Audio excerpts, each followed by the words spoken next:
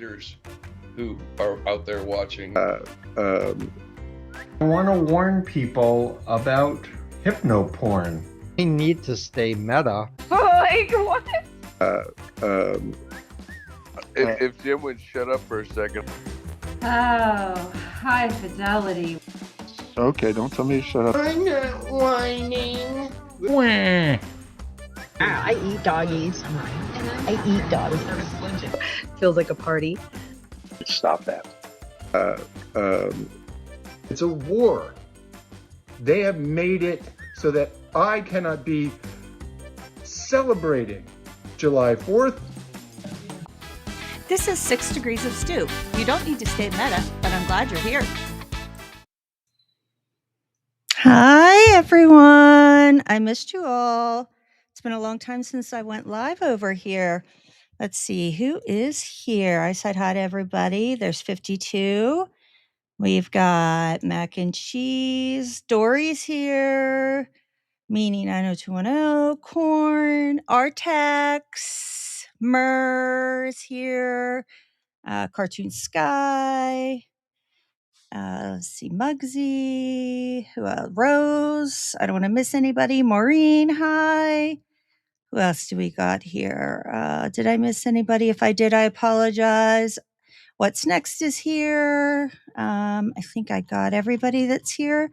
If I missed you, I'm sure. Sorry. Oh, New York Cookie. Disco's here. Cluckadoodle-doo. Bex is here. We got everybody else. Oh, I love that name, Cluckadoodle-doo. I'm getting ahead of my water here. I missed you all. So, oh, hi, Bridget. Today we are going to talk about, it is known as the Final Fantasy House. It was a small informal fandom based group from the early 2000s. It developed many of the hallmarks of a coercive cult-like environment. It was centered on, I don't know if many people know about Final Fantasy, but it revolved around the Final Fantasy VII role-playing kind of game and soul bonding. It was best known from a lot of people, their victim accounts. It was originally posted on LiveJournal. I don't know if people remember LiveJournal, but that's where it came from. And it was later mirrored on other sites and discussed in videos and forums. The basic background, because we're going to watch some videos on it. The group formed in anime and gaming fandom circles, especially in the Final Fantasy VII communities, conventions, online role-playing spaces, like I said, in the early 90s and 2000s. The core idea of the group, it was centered like fans were reincarnations or soul-bonded versions of the Final Fantasy characters that were actually living in the real world. They were not just people role-playing, so their souls were actually reincarnated characters, and they weren't just role-playing them for fun. And according to multiple people looking back on it, a central organizer often referred to in retellings of this, the character who led all this was known as Jen or Freddie. And she encouraged the belief and gathered a circle of followers who accepted these assigned characters and identities from the game. And then over time, this belief system migrated from online interactions into a shared physical living situation. And that was known as the Final Fantasy House, where most of the extreme behaviors occurred. And let's see here. Accounts were described as a quasi-spiritual framework, where the residents were told they were literally or spiritually the Final Fantasy characters, reincarnated. Let's see. They give an example of Zack or parallel figures rather than just cosplayers. The leader presented herself as having special insight into these identities and claimed the ability to soul bond and contact the group's supposed past lives, giving her authority over who was really which character. And that's what we're going to begin with and start to look into. And, well, I don't know. How do they become soul bonded? Is it a ceremony? That's an interesting question.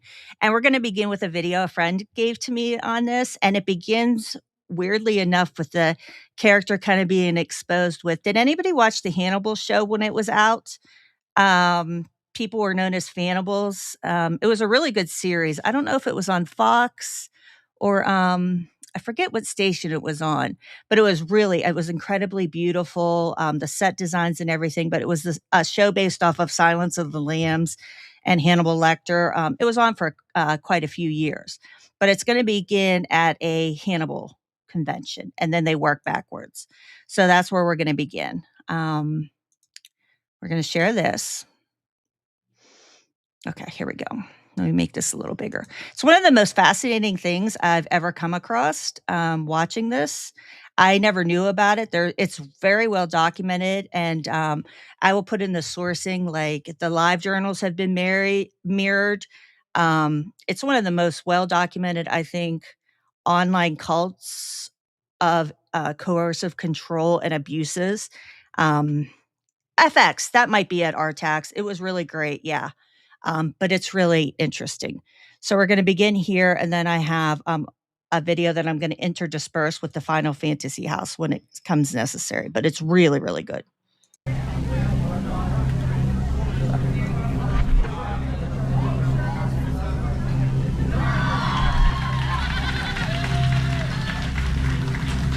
you want a white flower crown or a bloodstained one? I always take the bloodstained anything. Another question. In 2013, Nerd HQ hosted a panel for the cast and crew of the Hannibal television series. It was at this panel in particular when please let me know if Hugh you need it Dancy paused for a and writer question. Let me Brian know. Fuller made contact with the Brian leader Fuller of created an the show. It's online really cool. cult. Brian, I've got Freddie on the phone. Could I get a real quick? She say hello. Yes. Can I please? Like, I don't know if it's gonna show up. Freddie. Right there, when you hear I've got Freddie on the phone, that is one of the personas I mentioned from the Final Fantasy house. So Final Fantasy leads all up to this moment. Final Fantasy, the house, right? I said it began in the early 90s, 2000s. This coercive cult is still going on clear up to the Hannibal show, which was in RTX. It seems like you watched it. What was that? The mid 2000s or so, around there, 2017, 2015 to 2017 or something. I'd have to look up the date. So this cult was going on for many, many years. And Freddie was one of the personas the cult leader took on. So that's what we're hearing right now. Are you there? Yes, we can hear you, Freddie. Hey, we wish you were here.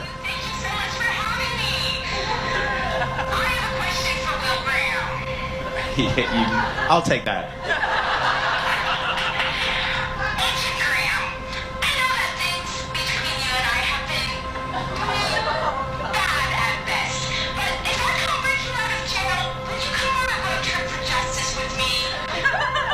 I'm right here. This individual on the other end of the phone refers to themselves as Freddie, but this is not their actual name. In fact, it's just a cover-up, because this individual was on the run. Deserve more reliability, maybe more someday I'll performance, pay for and YouTube. more support. We'll see at someday. Murphy Tractor and Prior to being identified, this Freddie was a part of a number of online communities that roleplay as characters from the Hannibal TV show. In specific, the individual on the other end of the phone is portraying Freddie Lowndes, hence why they are having an in-character conversation with the members on the panel. And while the audience laughs along with Freddie, they are blissfully unaware of what Freddie has done. Freddie, missing you. Where are you? Go ahead. Hello, Freddie. Thank you so much for supporting us and writing all those brilliant articles on tattlecrime.com. You've been fantastic, and I can't tell you how much I appreciate it. So hopefully next year we'll see you at the Comic-Con. These two videos, along with a number of others, can be found on tattlecrime.com, a website run by none other than our Freddie in question, or the individual pretending to be Freddie. The website is home to a Hi, number Maui. of Hi, articles everybody else who and showed up. information revolving around the character of Freddie Lounds Thank and you, the Artax. Hannibal TV show. But despite appearing So that helps set the stage. Hey, K2. So that helps set the stage of how long, if you remember when I said that Final Fantasy House happened way back, that's how long this person, they moved from the Final Fantasy community into the Hannibal fan community. So they were, moving their cult along, their fandom cult along for that long. So that helps place it. Thank you, Artax. I appreciate that. to be your average, ordinary site, tattlecrime.com has a dark secret. On the upper right-hand portion of the website, there's a link to a Twitter account that has now been protected. That's because following the reveal of Freddy's true identity, the person running the account tried to erase the entirety of their online presence.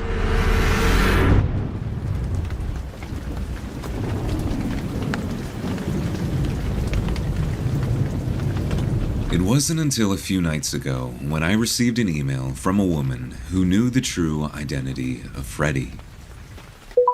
I want to preface by saying I understand if you don't answer this, don't cover my story, or want nothing to do with me because of the bad reputation I have. My channel deals with a cult that I was kind of a part of, then later exposed and was attacked for, which It is, isn't it, Anonym? And that was why I thought it was kind of maybe important for people to pay attention and watch this as we go through it, because it is kind of eerily familiar. Nice picking up on that.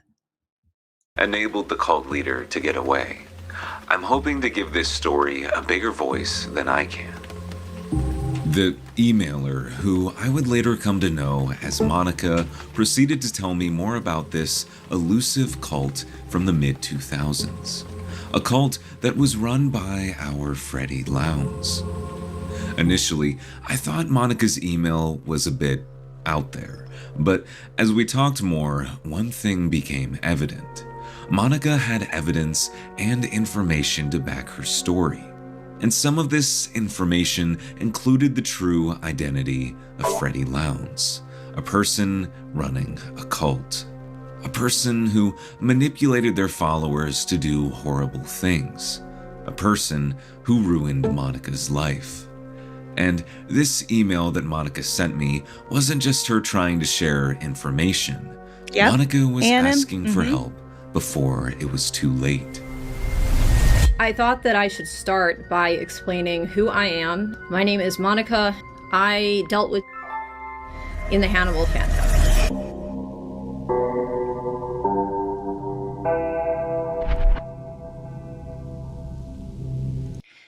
So what I'm going to do is, I've watched this before. I'm going to let her explain the Hannibal stuff.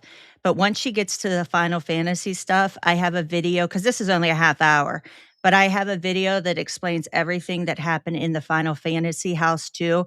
So you can see the whole picture of everything, because it is absolutely bonkers. And I think dealing with the current situation, a lot of us are. This is a very good introspection to how these things kind of work.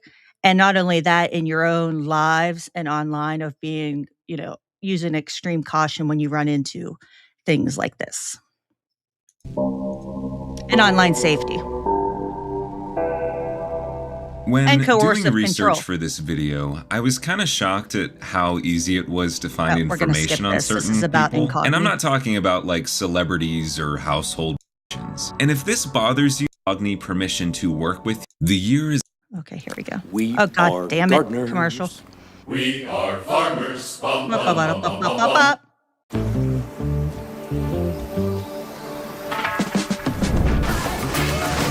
is 1997. Okay, here we go. The year is 1997. PlayStation has just released the 7th installment in the Final Fantasy series. The game was huge, selling millions of copies by the end of the year. Both critics and fans mutually agreed that the game was one of, if not the best in the series.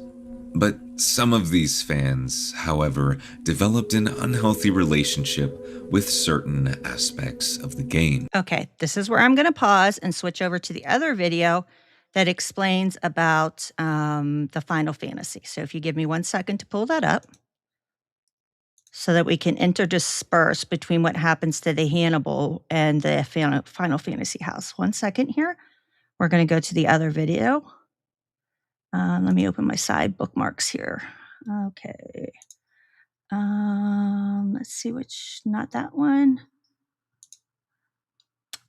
I have to see which one it is. Give me 1 minute. Nope, not hers. Not hers. No, not that, guys.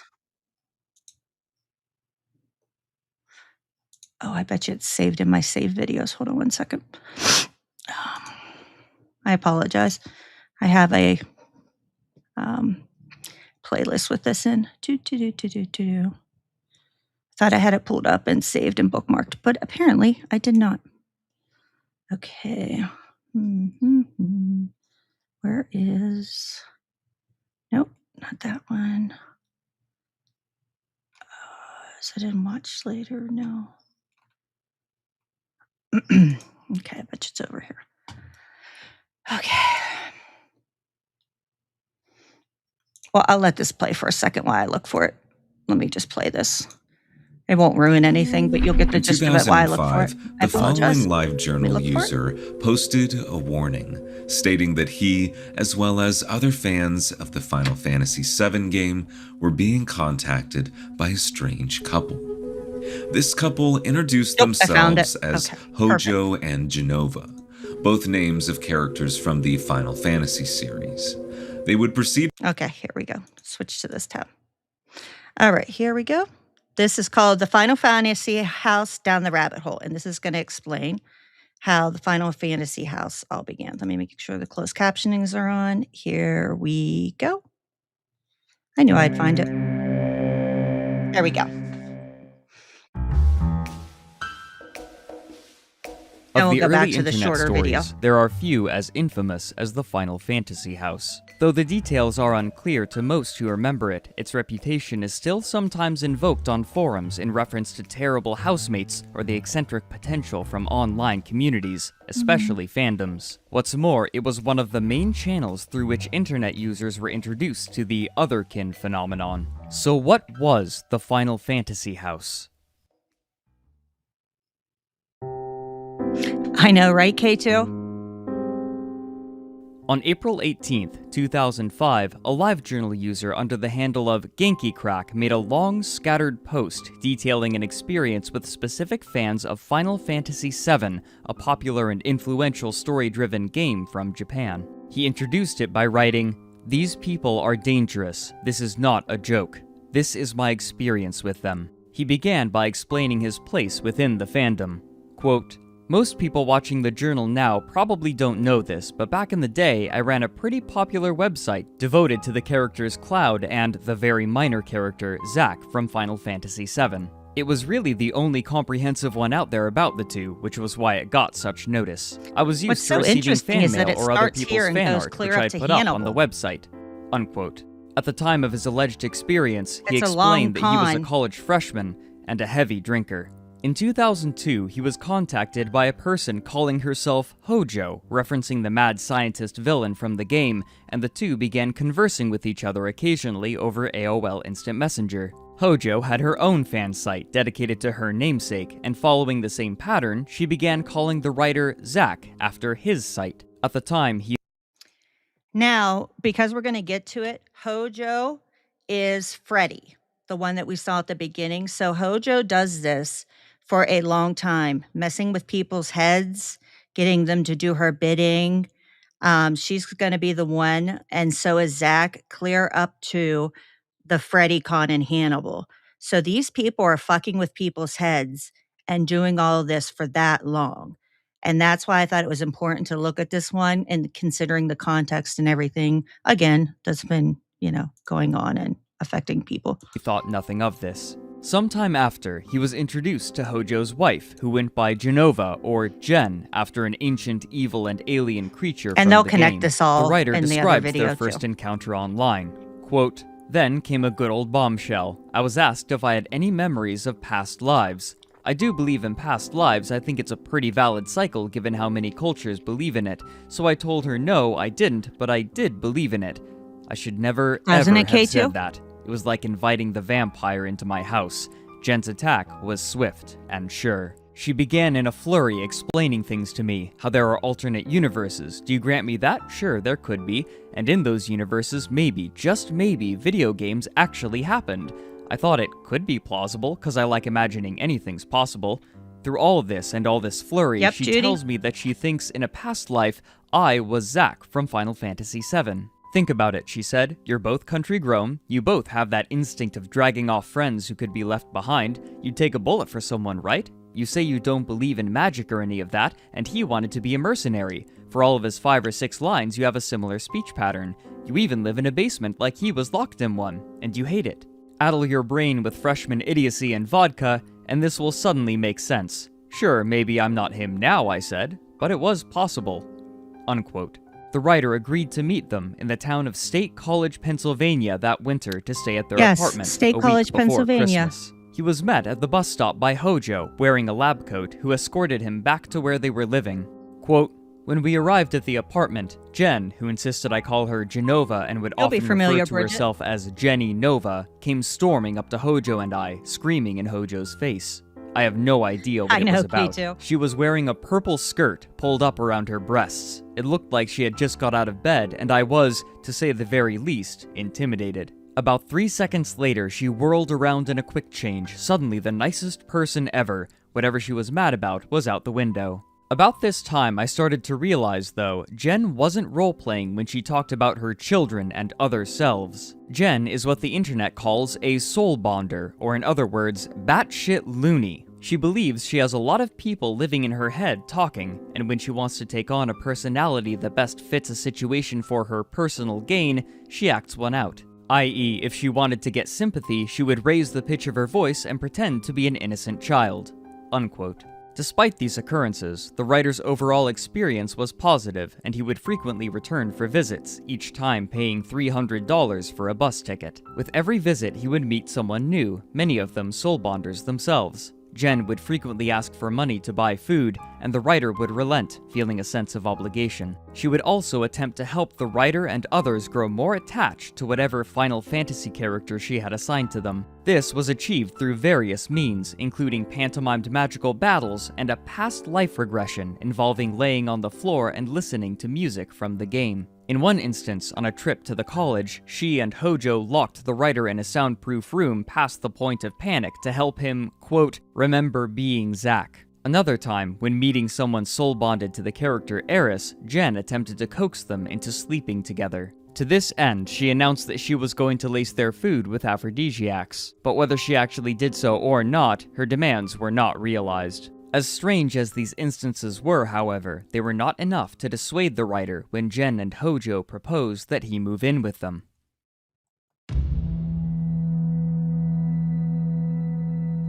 The writer moved into the State College apartment in the summer of 2003 with plans to only stay for the season. Within 3 days, he found a part-time job at a supermarket to help pay for food and rent, and he quit drinking as well. But his experience quickly degraded. Quote, I can't even say what came first, chicken or egg, but let's just say that after 1 week, I was getting sick of it. I was the workhorse. This utterly I guess because I fascinated me was when I Zack, came I was across there it, for the and the manly length of man, as time. opposed to Jen, the Cetra queen, or Hojo, the frail scientist. Jen quit her babysitting job and refused to look for another one. I was the one who had to carry groceries to and from the house, the one who made the money to feed everyone, the one who had to fix or move furniture when it needed to be fixed or moved. My computer could rarely get online because Jen was on almost 24/7. The rest of the time she would watch me as I typed, so I could never make a journal entry that read something along the lines of, Jen is abusing me, help me God, I'm tired and I want out of here. Unquote.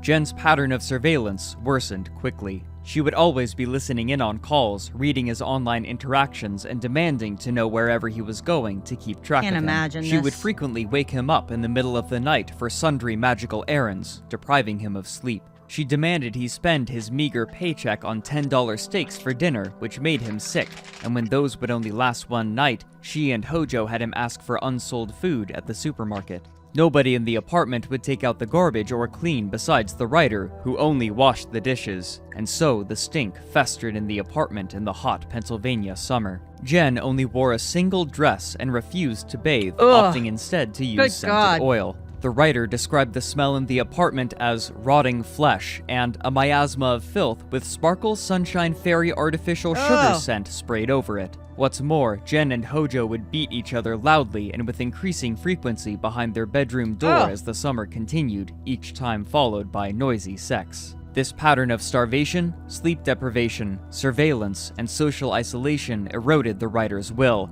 and he began supporting them blindly. This really is important, and I know it seems wild, but to get to the Hannibal part and how crazy this lady is and how abusive to the woman, you have to know the backstory to how bad the Final Fantasy house was and how much control and the stories they told and the more people they draw in. Like, it is the wildest story outside of, yes, they did. Outside of like the pornography and chi stuff and like that whole TCAP community that I have ever heard in my life. Like, it is insane.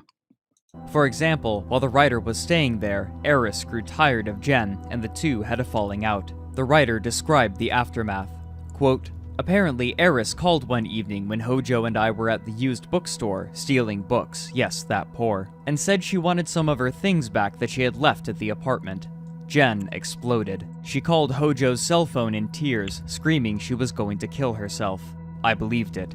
Hojo called Sid and demanded he go over. Hojo called Eris and screamed at her. I told her off too. We rented a taxi with money we didn't have and raced home. Jen, who had been screaming she had slit her wrists, was sitting in the middle of the floor. Sid was draping damp cloths on her wrists. I woke up for a second and knew this was bullshit. I had a problem with self-injury, so I knew very well the site of a deep cut and the site of a light cut. I know well knife wounds. Jen had scratched herself, horizontally on the wrists. Maybe it had been with a safety pin or a butter knife. It was not any kind of suicide attempt. At the most, it would sting. But I was still mad at Eris because I was supposed to be. I wrote her nasty emails. I joined them in bashing her. I ignored her when she came to pick up her stuff. Gang up on one obviously person, wanted make it to their still fault. Be friends with me. I Create regret an that now out-group of because a we never person. reconciled then. Maybe if I had got a clue and tried to get out with her, things would have turned out different."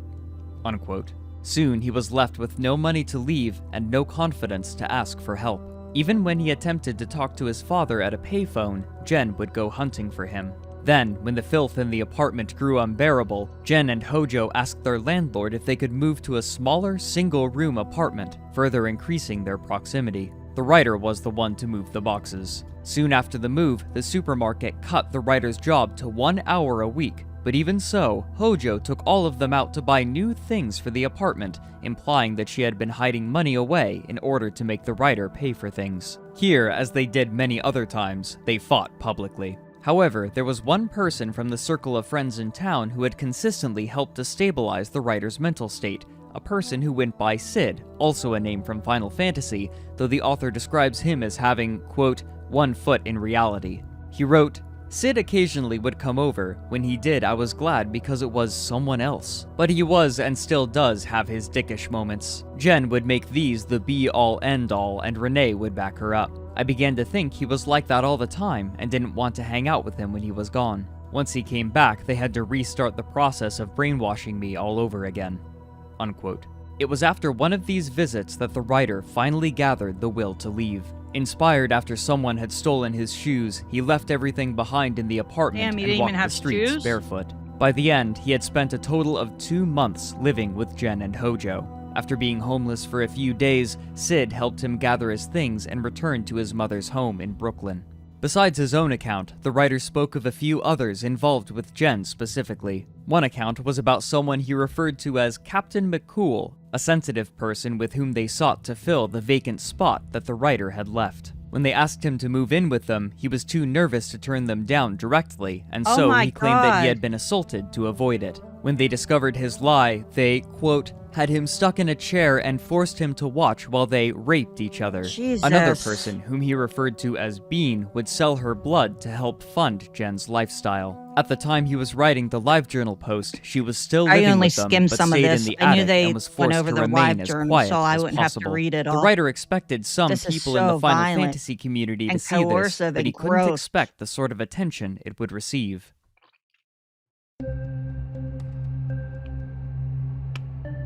Word spread quickly about the LiveJournal post, and many fans of Final Fantasy, as well as Soul Bonders, commented that they had heard some details about Jen and the group in State College, but hadn't known the extent of their behavior. Others who already knew her found these claims unsurprising. Beyond the community, however, this story gained interest on forums, including 4chan, who treated it with disgust and fascination. It was soon adopted into general knowledge as a way to reference poor living conditions and soul bonders, a subsection of a group known as Otherkin. It was here that the infamous story earned its generally recognized name and misnomer, the Final Fantasy VII House, or often just the Final Fantasy House. Though the rest of the internet would sometimes question its veracity, the writer's account seemed generally accepted within the Final Fantasy community. They just lived in State College, just a house there. They weren't students, affected by the group, many of them people he had met during his time at the apartment. To share their correspondences, he created a website where he cataloged the accounts of those who approached him alongside his own.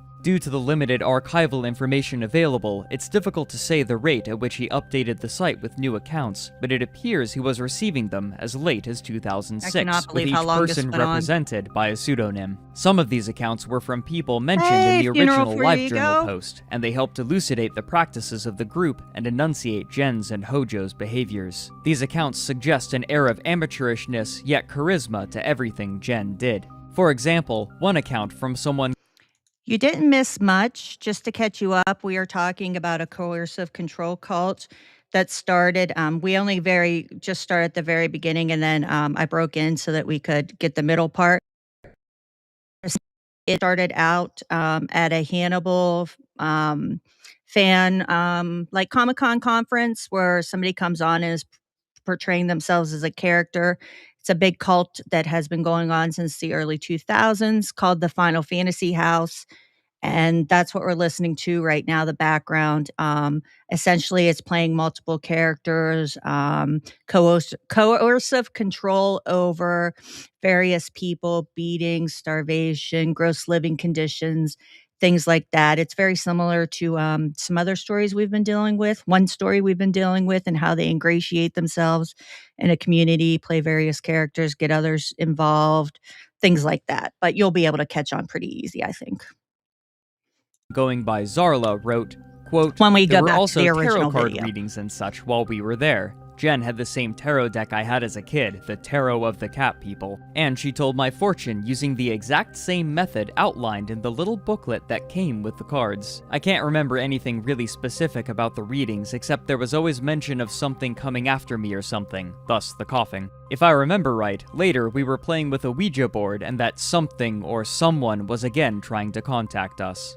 Unquote. These accounts would also unanimously support the assertions about Jen from the original writer. One of the oddest entries, however, was an open letter prefaced by the LiveJournal writer. Quote, the following was taken from the Wayback Machine. It is posted without consent of the original author, and I want to make that damn clear. She has nothing to do with it being here, so don't involve her. It is being backed up here due to the fact that it contains some current information that I felt should be edited out, like names or references to other people uninvolved. As far as I know, the original author is now happily farming turkeys in Idaho. Don't hassle her. This was written in 2003. The article itself is apparently written by another active member of the soul bonding community, though clearly no longer associated with Jen, under the pseudonym Candy Wrapper. The introduction to the letter reads, Genova, when I became your apprentice, you told me to shut up and not argue with you. Apparently, a sorceress is supposed to be a creature who blindly accepts the opinions of the authorities, even when she firmly believes that they are wrong.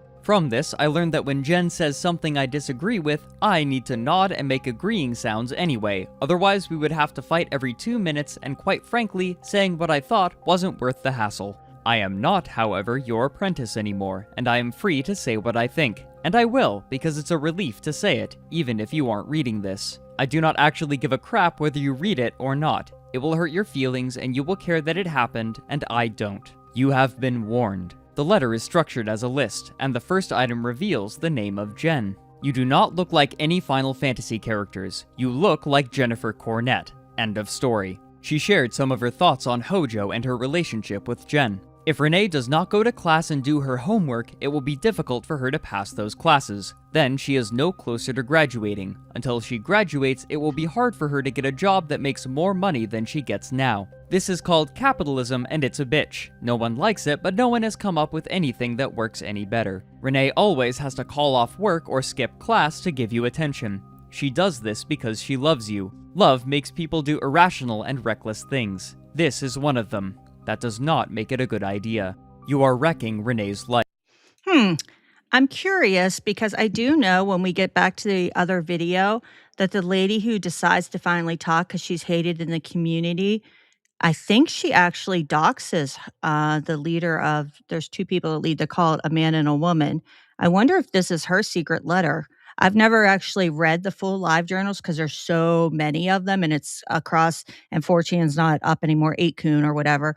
But I wonder if It is wrong to do so, even if you have her permission. A few other choice lines read, you Maybe have that's no why she's money hated in because the you keep community. spending it So on bad. things you want. Anything you want is not automatically a magical item. There may be potential magic in everything, but then there's magic in things you don't bother to look at. Things you can have for free. If something is a magical item, that doesn't mean you must own it. It would be nice if you could, but you can't always do so. I had money because I rarely bought anything for myself. Whenever I got some money, I would save it. I am not a money generator, and neither are my parents. If you want to have money, you need to not spend it. I now do not have money because I spent it on you. Poof, all gone. You still wanted more, but I didn't have any more to give you. I have been using crystals since I was 10 years old. You are wrong when you start with that "you won't use them properly" shit, because I've been using crystals since elementary school. You taught me no magic. The only thing I actually learned from you was to beware of people like you. But among these accounts, there was one that stood out from the others, and if it's to be believed, it showed just how far the manipulation of Jen's entourage could go. How much worse can Sometimes it get? baby steps God turn out to be damn. giant leaps. How do you know when her diaper's wet? Listen for the squish. When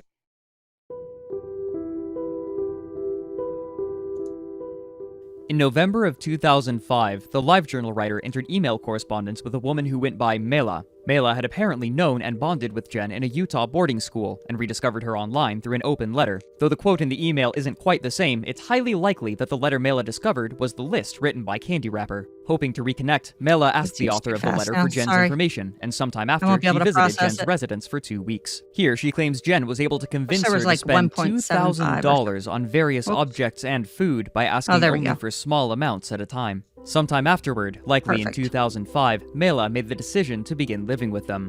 Quote, I moved in with $17,000 in my bank account, and soon Jen had drained all of that on necessities, all for the house, many of which went into Jen's room and never came out. Soon I received a check from the investment $17,000? company for $80,000, and Jen's spending began again in earnest. I tried to get her to stop spending money on frivolous things, but every time I said no or told her she should spend her own money buying things for herself, she threw a fit. All this time, she was telling me how important I was to her special plan, how the world needed us to stick together so we could conquer evil, etc. I wanted desperately to feel special. I was scared and alone, and I believed her. She knew a few magic tricks, was very good at reading people, and could give relatively accurate tarot readings. I fell for her lies, hook, line, and sinker. Unquote.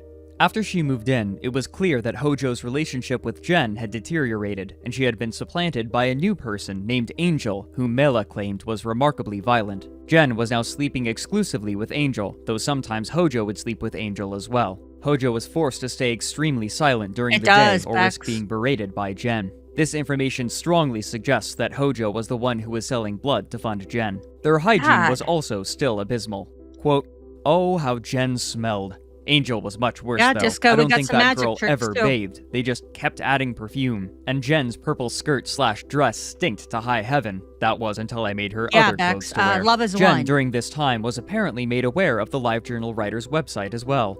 At some point, it appears that they moved Twin somewhere Flames is new, crazy and it too, was Rose. here that she claimed she was beaten on multiple occasions. Once, during a dispute, one of them grabbed onto Mela's hair and started slamming her head into the floor, while Jen and Angel beat her with their fists, Oh my then sat God. on her and attempted to choke her. Finally, she passed out from the head trauma.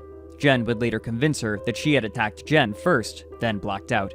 Eventually, Mela would tolerate no more, and she kicked them out. Much like their apartment, the house was left a mess, which Mela documented with photographs. They also had stolen numerous objects upon their departure, including board games, fabric, and a set of corsets, though her demand for back payments of rent, quote, in excess of $10K, is suspiciously inexact. While this account is consistent with other reports of the group's behavior, there was no method by which anyone could verify the veracity of any of them, instead leaving only the word of the writers.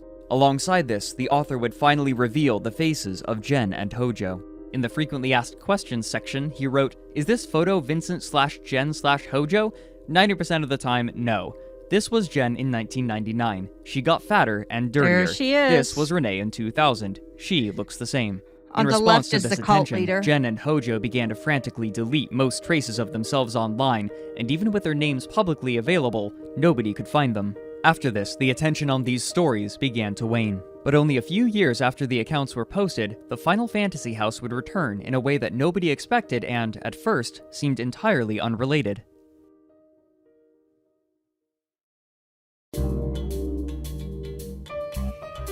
On July 15th, 2008, a LiveJournal user by the name of Dragon Tiger Claw wrote a post entitled Insane Housemate Part 1 and published it on Housemate Horror, an open, moderated page where people could share their stories of bad roommates. The opening reads, quote, "I used to live in an awesome situation in SoCal until the housemate from hell moved in. Fortunately, she has left, but the bitterness remains on my tongue. It is a saga that can only be told in Here pieces. they go to Please another bear place. with me. In the cut, you will find part 1 of the saga involving the girl who believed she was a video game character."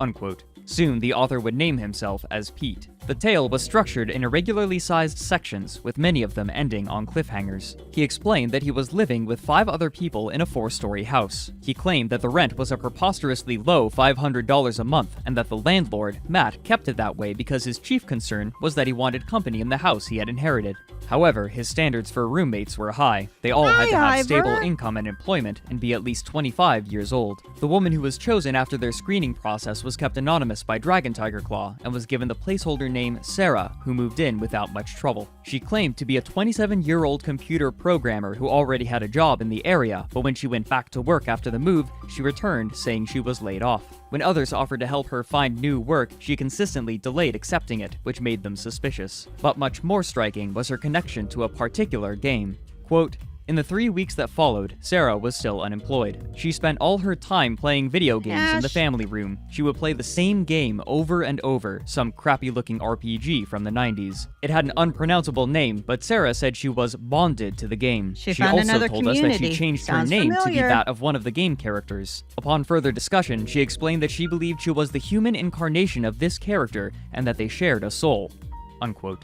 Pete refused to reveal what character she was claiming to be, however, since it would be identifying information. This game would, in the second update, be revealed to be the Japanese RPG Suikoden, released in 1995. Soon afterwards, a friend of hers came to visit the house. She also believed herself Bex. bonded to a Suikoden character, specifically Sasarai, but since Pete could neither Yep, spell brother. nor pronounce it, he simply called her something. After spending a week together playing video games, they picketed a barbecue that the rest of the housemates were having. Though they had been given vegetarian options to join, they refused on moral grounds, denouncing them for eating meat. After they were aggressively told off, they were asked for a house meeting, which took place in March, to discuss whether or not Sarah would be allowed to stay. Sarah attempted to explain herself. Quote, "Sarah lifted her head and started to talk. She started with, 'I am sorry, but you have to understand where I am coming from.' She also said, 'Lots of people can't understand me because I have such a high intellect, it is beyond their grasp. Excuse us for being sane, bitch.'" Unquote. They eventually learned that she had used friends' help to get past the screening process. She had never had a job in California, was from the East Coast, and used a friend's address to get a California driver's license while another posed as her boss. Matt allowed her to stay until May 1st, since she had already paid for April. Sarah, however, Maui, wasn't you willing need to to leave so control your easily. people in California. By this point, numerous readers had become enraptured, Control begging them, for girl. updates to what they had come to call the Sarah Saga, and many returned daily in hopes that a new part would be posted by Pete. In response to the pressure from Matt and the rest of the house, Sarah isolated herself in her room, with Sasarai acting as a go-between. She would only leave it in Sasarai's company. However, this didn't last long, as Matt was able to pull a favor from a psychologist friend to get her treatment for free, and he managed to convince Sarah to attend. Soon, she was on medication, and was interacting with the others on a more normal basis. It was during this time that they discovered Sarah's true form of income. Quote, she said, plain as can be, I have people offer me donations on my blog so I can spread the news of my religion. Her religion being that she is actually a male video game character from a game that came out in the 90s. What? So there are some morons out there who are giving money to Sarah so she can pretend to be a video game character and teach others how to do the same? She's soul bonded, Something baby. said, we give her things because she has helped us find our true selves. So you don't work either, Tim asked. I could tell he was ready to explode. No, I get government benefits in the UK. Why? Because I don't like to work.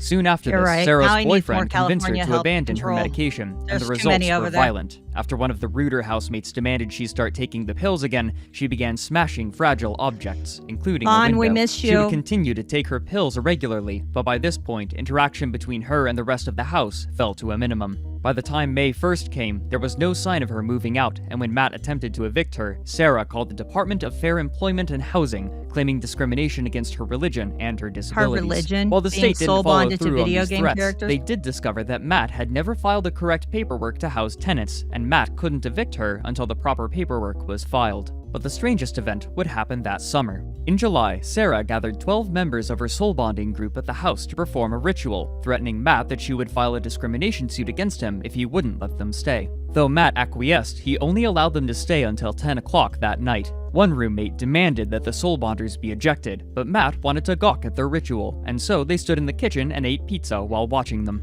Oh Pete my describes God. the ritual. People are too Quote, fucking nice. Sarah came downstairs, dressed in a white dress. She kept glancing at us. Something stood between her and us so she couldn't see us, I guess, and she began talking. She talked about how this was Betty's awakening, and how Betty was now going to finally realize her potential by harnessing the soul of a Here's video your game ritual, character. whoever asked I before, couldn't this is stand how it it. happened. I started cracking up. The rest of the housemates started cracking up. This was better than any kind of TV you can imagine. See if you can picture all of these nutjobs kneeling around the altar as the video game played its music in the background. Sarah stood over them, preaching this religion, and the right bishop something would occasionally interject something deep from her position. Sarah was really getting upset, so more of her friends made the human wall. We could still hear all the stupid, even after they turned up the volume on that video game. At this point, Matt threatened to call the police since it was nearly 10 o'clock, but when one of the members of Sarah's group threw a punch, the threat was carried out, and the group was forced from the premises.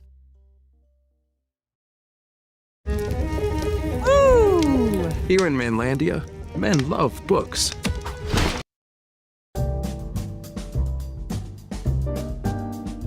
After this point, other members of the house would share some of their experiences, but as they did, readers grew more suspicious. Before this, many people had been doubting the veracity of the claims made by Pete, but when the other housemates began to write in a similar fashion to him, it made them even more dubious. These disagreements eventually spiraled into arguments whose full scope was not archived before being deleted, but they were apparently severe enough for the moderator of Housemate Horror to write a post regarding them. Also in this post was a surprising and unexpected piece of information. Quote, Tim, Pete, and Carrie, aka the people posting from the account Dragon Tiger Claw about the Sarah saga, may be as they say they are, different housemates of Sarah, or they may be the one person doing a little creative writing experiment. Basically, I don't give a crap. The posts have been amusing and entertaining, and anyone who doesn't think so is not being forced to read them, so please do not complain. I Farther think he down, does the come mod from continues. Manlandia. It has been brought to my Yes, mac attention and that a cheese, post yes. was made by Mhm. someone who was claiming to correct. know Sarah, and that the posts made by DTC were false and harassing blah blah wah blah. Ivor This could same probably person, explain Jay that to Eckhart, us sent me an better, email though. before they made that post, requesting IP address information on the poster of the Sarah stories in order to catch the culprit making these false and harassing posts. I declined, as I do not think giving out personal/identifying information such as IP addresses on members of my community without their permission is really a good thing to do you?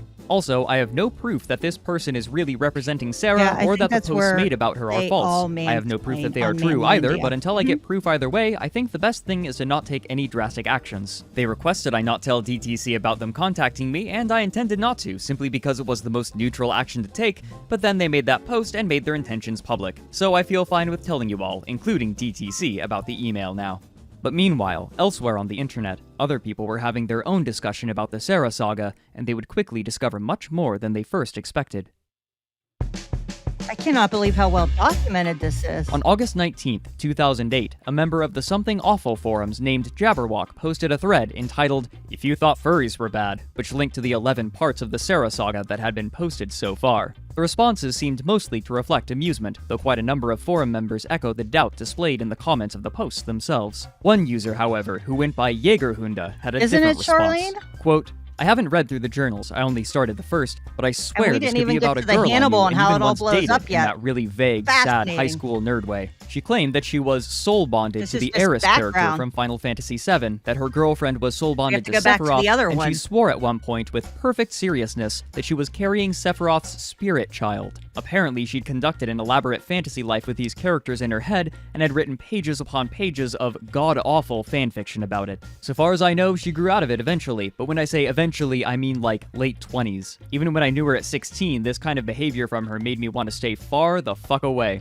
Oh yeah, the girl in question also changed her name to some bullshit nerd fantasy name she made up and absolutely refused to ever be addressed by her birth name. After reading through the rest of the entries, Jägerhunde returned the next day with a new post that took the other readers aback. Pretty sure I've got this all sewn up, goons. Allow me to introduce you to Catherine Rain. By pure chance, Jägerhunde had been in a small writing club in high school with Catherine, and still knew her Flickr account, her DeviantArt account, and her LiveJournal account. Jeez. They also discovered the Flickr account of someone cosplaying as Sasarai, who had numerous pictures of both herself and Catherine. One of these images credited her as Catherine Silverberg, Silverberg being the surname of a family of characters from Suikoden, known for their tactical prowess in war. Other photographs had Catherine in a white dress, something that Sarah had worn in the Sarah saga. But the most telling piece of evidence Jägerhunde discovered was legal paperwork of her name change. By searching for her name in the county archives, he was able to discover her court schedule for when she legally changed her name. Though the accounts of Pete and his housemates were still doubted, the identity of Sarah seemed almost certain. They also were able to track down the website that this soul bonding community was using Yeah, to it's a proselytize confusing one curious if you internet come in users. mid- Another person rediscovered the cult. pamphlets that they would hand out at conventions. Part of it reads, "The runes are devoted to preserving the natural order of life. While it congratulations, can't Dex. be denied that their bearers happy have for often you. experienced great hardship as a result of bearing the runes, we know that this is due to inexperienced bearers with no magical training, suddenly and unexpectedly receiving the runes' gifts. With no knowledge of how to live in harmony with these powerful entities, they can't control the vast forces raging in turmoil inside themselves. But if people were taught to listen to and understand the runes, we could have the healthy, positive relationships with them that we were She has a lot always going meant to on, have." this girl. The end of the pamphlet encourages readers to contact Bishop Sasarai. After looking through the information on the Final Fantasy house, Jägerhunde made another assertion, that Catherine had also been deeply involved with Jen and Hojo. He believed that she was in fact both Candy Wrapper, the person who had written the list on the website, as well as Eris, the apprentice that Jen had lost. Catherine had also been attending the University of Delaware during the events of the Final Fantasy house, only a 2-hour drive from State College. It appeared that, after these two distanced themselves from one another, Catherine began her own soul bonding community based on the Suikoden games, gathering followers over the years. Though the evidence linking the two was circumstantial, the specificity of it left little doubt, and this revived interest in the Final Fantasy house enough that new people were again discovering it. God damn. On August 22nd, just 2 days after Jägerhunde had posted about Catherine, he made another post saying, quote, "Took a day off, everyone. I don't really have anything more to add, except to mention to everyone that I've become aware that our protagonist is now aware of this thread. Say hi, everyone." Gleefully, the rest of the forum members began to post messages to Catherine, mocking and teasing her, claiming to be soul-bonded to any number of characters or objects. That same day, however, an update was posted to the Final Fantasy house website. Quote, "I updated some stuff to make it slightly more legible. Evidently, housemate Horror's Sarah is not Rain Crystal. This comes to me via the writer of the Sarah saga. If you think he's lying or that I'm lying, that is your own business, but that is what he told me. Rain Crystal's behavior, soul bond nuttiness, getting money for it, etc., You're right, is similar enough You're right, to I Sarah agree. that she is harassing the writer to stop posting his lies about her. As such, I still think she's worth warning people about. I am sorry, but based on my experiences and the experiences of others, soul bonders are dangerous freakos. Freakos. Unquote. The next day, Jägerhunde had a strongly worded reply. Quote, "This is actually a goddamn lie. Greta is a litigious-loving nut, and it sounds to me like housemate Horror Dude is doing damage control. I don't blame the Final Fantasy VII house author, since he's probably taking it simply on faith that our housemate horror author is telling the truth. But he's not, and anyone who's read this far through the thread should see through this pathetic obfuscation pretty easily." Unquote.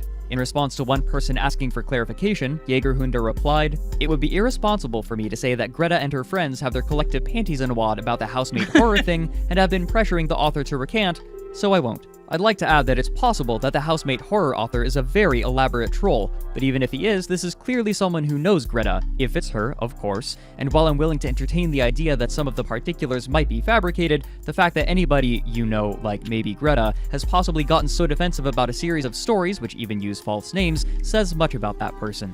Unquote. Finally, on August 24th, in mid-afternoon, all parts of the story were removed from the housemate horror blog. However, working from Google Cache, the members of the forum were able to piece together all of the parts that had been written by Dragon Tiger Claw and archive it on the forum, though it also had been saved on the Wayback Machine. That same day, the original Final Fantasy house author posted an update to his website. Quote, "Well, what do you know? When something awful found Catherine Rain, things really heated up. The original writer of the Sarah saga got regular harassment until he took the story down. Considering the mind-numbing level of consistent details between Catherine's data and the data on Sarah, I'm going to agree with the goons. The OP was just doing damage control. It's obviously her. The current theory is, in one last-ditch effort to avoid more court battles with her, he deleted all the posts. Well, Greta, you stepped in it. You took away my train wreck that I was reading to defend your crazy cult. If he was writing fiction or not, you took away the fun. Thanks to something awful, we'll have lots of nice photos and links all here about you in just a little while." Unquote. This last update remains on the website to this day, and a link to the Sarah Saga thread on Something Awful is provided farther down the page. Now, the Final Fantasy House's website and the Sarah Saga remain as a warning about fandoms taken to their extreme, but they also serve as an example of how the online space collapses the distances between people, so that even old friends with no more existing ties can discover or stumble across one another, with wildly unpredictable effects.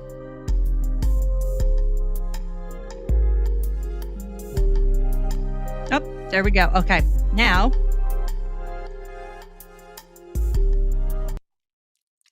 you have all of the background on that.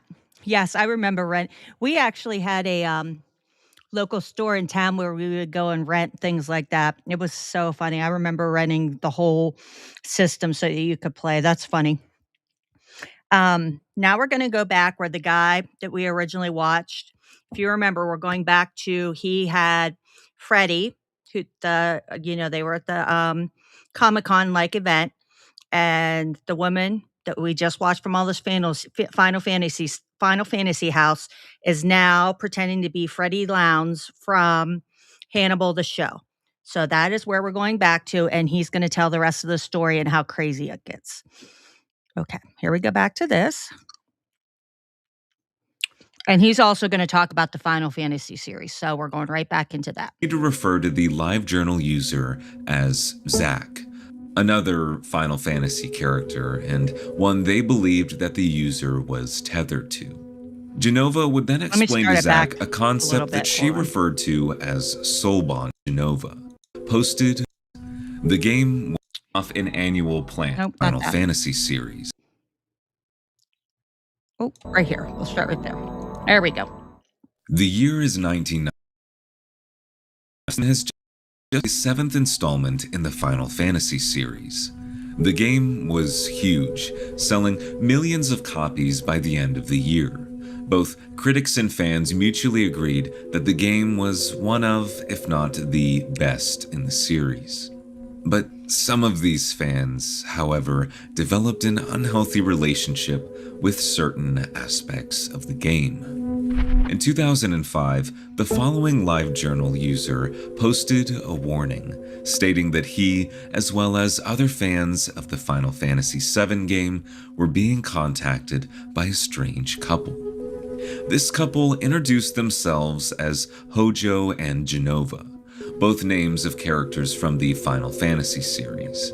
They would proceed to refer to the LiveJournal user as Zach, another Final Fantasy character, and one they believed that the user was tethered to.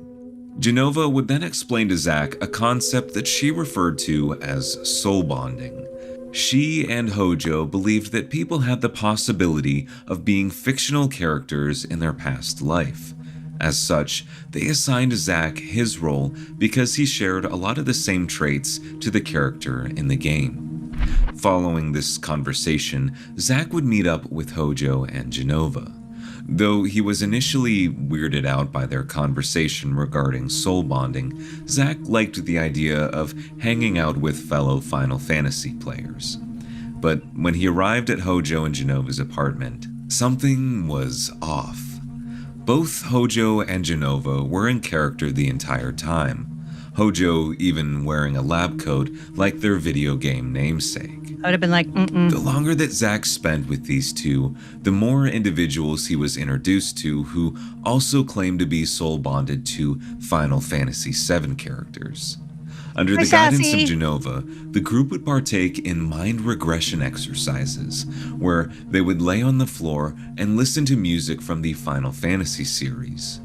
All of this was in an effort to become closer to the person's soul-bonded character. Genova would eventually coax Zach to move in with her and Hojo. Welcome to the new generation of web creation, where On his live journal, he recalls it being fine at first, before descending into madness. He was forced to be the sole provider for the trio. When he wasn't working, Genova would force him to do endless chores around the house. On top of this, he would also witness firsthand the toxicity of Hojo and Genova's relationship with one another. Zach recalls the home being in a constant state of instability. Many people would come in and out of the apartment, sometimes staying for a short period of time and others for much longer. It's around this time that the term the Final Fantasy VII House began circulating around the internet, along with a number of photographs showing a glimpse into the chaos.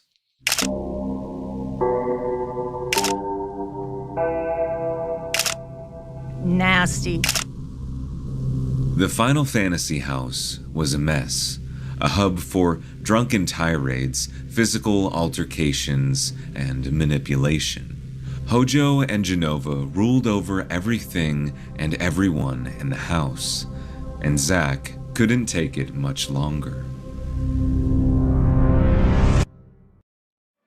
The following pages are a compiled list of stories and data about a group of individuals on the internet who prey on unsuspecting fans of various video games, TV shows, and movies.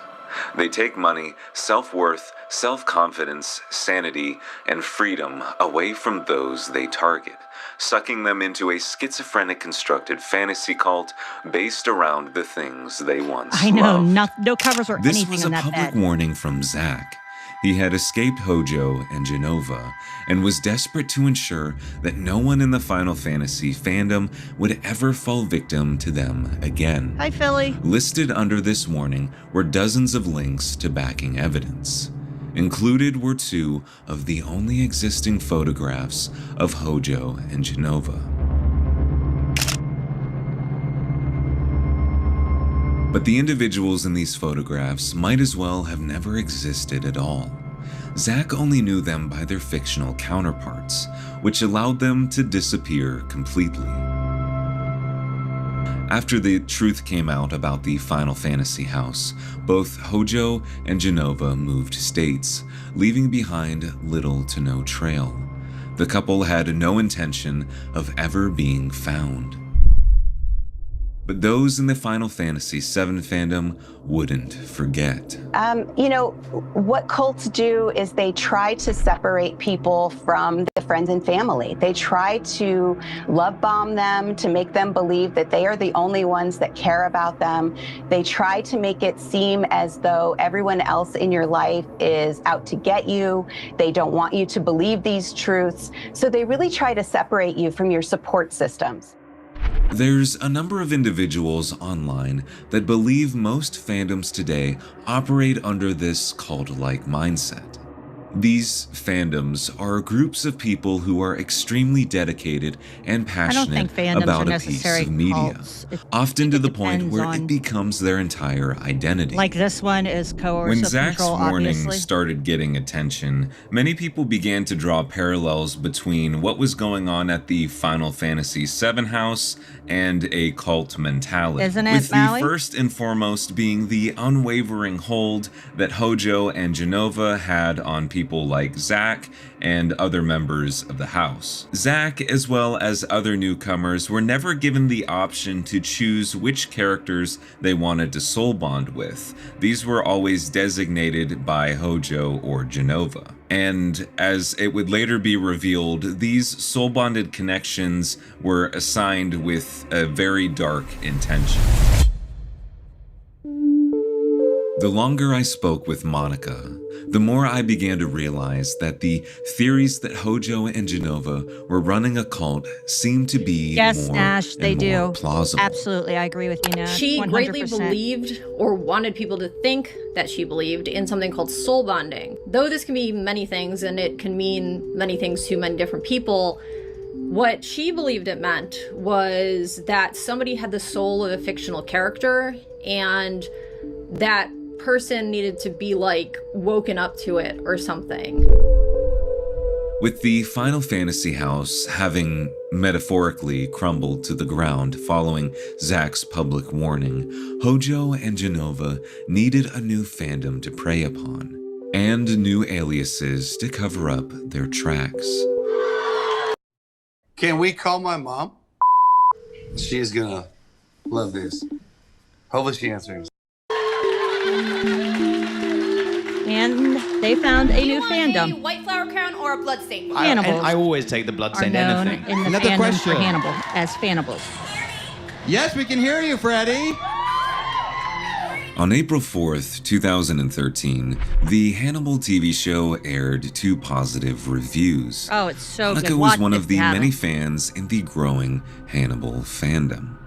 Somewhere between the show's 2013 debut and mid-2014, the website domain was registered for the aforementioned tattlecrime.com, a website run by Genova's new alias, Freddie Lowndes. The website served as a place for Hannibal fans to check out exclusive interviews with the cast and crew, read articles, and look at photographs from various conventions. Individuals also had the opportunity to reach out directly to Freddie. And one of these individuals was Monica. She and Freddie quickly bonded over their love for the Hannibal show. And in July of that year, Freddie asked to speak with Monica over Skype in order to prove that she was actually real. In the call, as per usual, the woman pretending to be Freddie Lowndes, as she once did under the Genova moniker, stayed in character the entire time. Any semblance of her true identity was intentionally hidden. I'm aware that it is a little bit difficult to keep track of each individual, especially when they almost always exclusively go by a fictional name. And depending on what fandom we're talking about, that name can change as well. So, just for a little bit of clarification, Hojo and Genova are in a romantic relationship with one another, and following the events of the Final Fantasy VII house, they switched from Final Fantasy to the Hannibal fandom. Yep, they did. And as such, they adopted 2 Reinvent fictional themselves, names like, from the said Hannibal eerily fandom. similar. Hojo renamed to Hannibal, and Genova Oh, renamed too. I to was thinking Freddie we could soul Lowndes. bond since So we share the Hojo same and office. Genova are the same as Hannibal and Freddie, and moving forward, we will refer to them as such. After their initial Skype call with one another, Monica was put off by some of Freddie's odd nuances. One of these being the fact that Freddie would refer to her friends in the Hannibal fandom as her staff, inspired by the staff members on the TV show who worked for Tattlecrime. Through their conversations online, Freddie had effectively made Monica a part of this staff, and assigned her the character of Abigail Hobbs. This was to be the character That is insane that she Monica was assigned her soul-bonded with. Abigail. That is insane if you watch the show. Just like that, This the is events crazy. that had once led up to the formation of the Final Fantasy VII cult were seemingly starting to fall into place once again with the Hannibal fandom.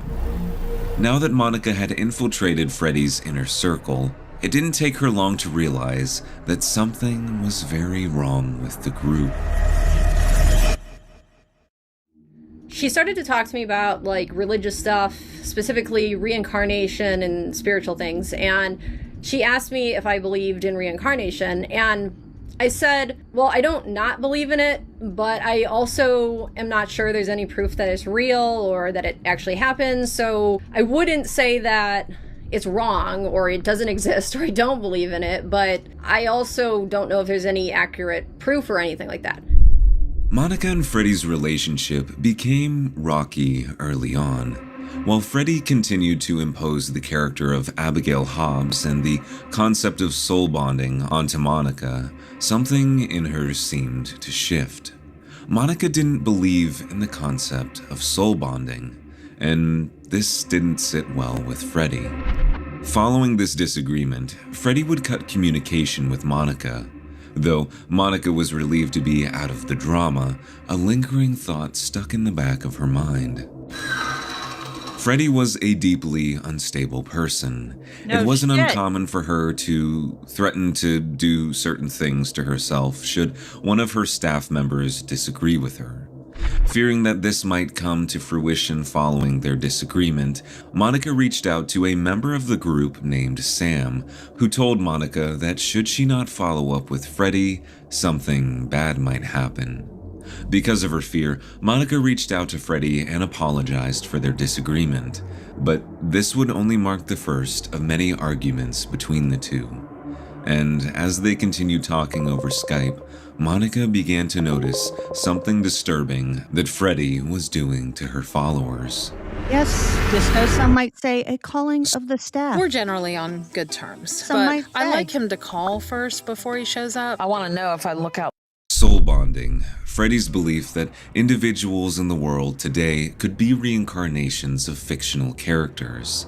For Freddy and Quick question. Did I harvest a chat over here? It seems... I'm just joking. I had to say Hannibal, this wasn't just a fantasy or part of some role-playing game. This was real life. But what Monica would come to find out is that the reason Freddy was in charge of assigning each person their soul-bonded character was for her own intimate desire.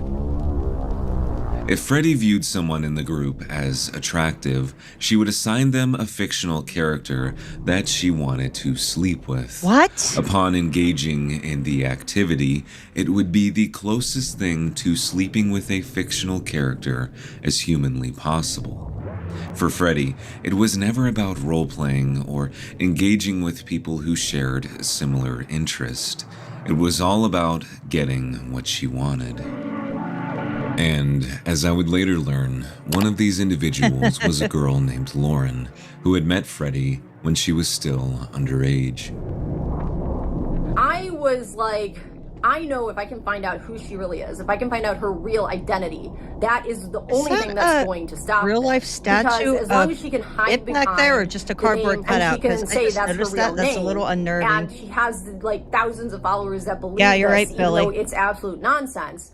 There is no way that I'm going to be able to stop her. In late 2014, despite her fear that something bad would happen, Monica, like Zach did before, made the decision to start talking about what was happening with Freddy and her staff members. The manipulation tactics, the inappropriate conduct, everything. But while Zach never knew Freddy's real name, Monica did, and she exposed it to everyone on her Twitter.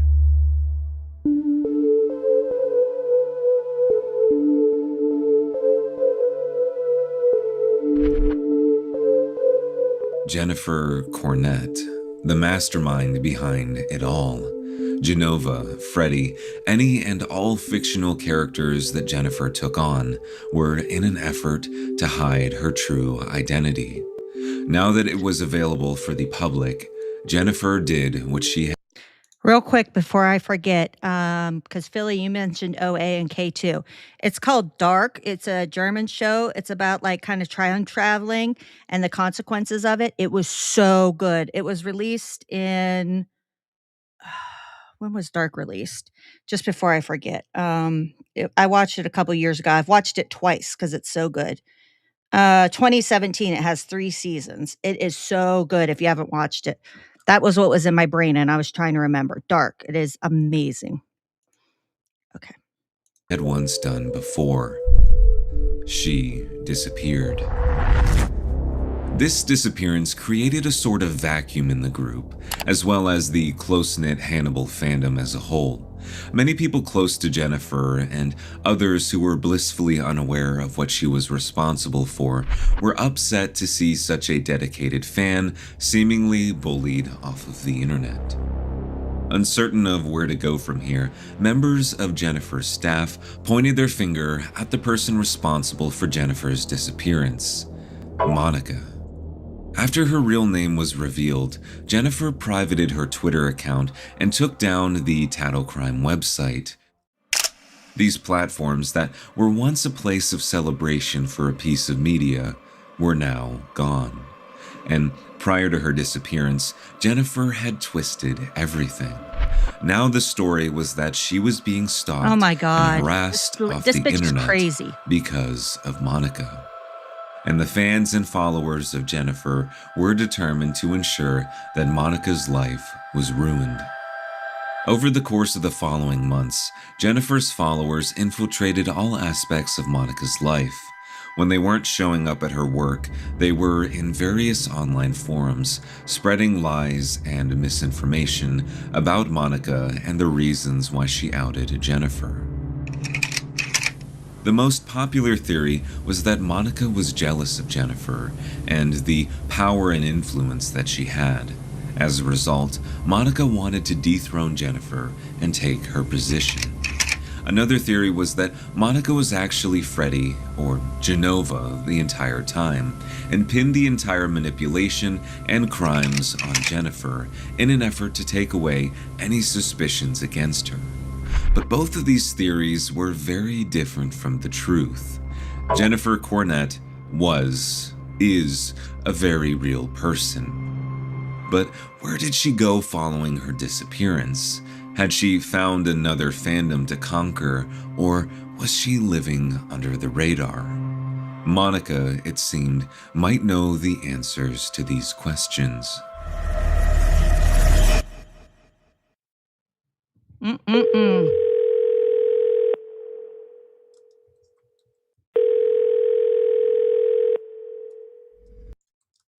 You don't need 5 to 10 tools and a messy spreadsheet anymore. Scrap just automates all of this, and it shows you visually exactly what your customer is thinking. It takes customer insights and There we go.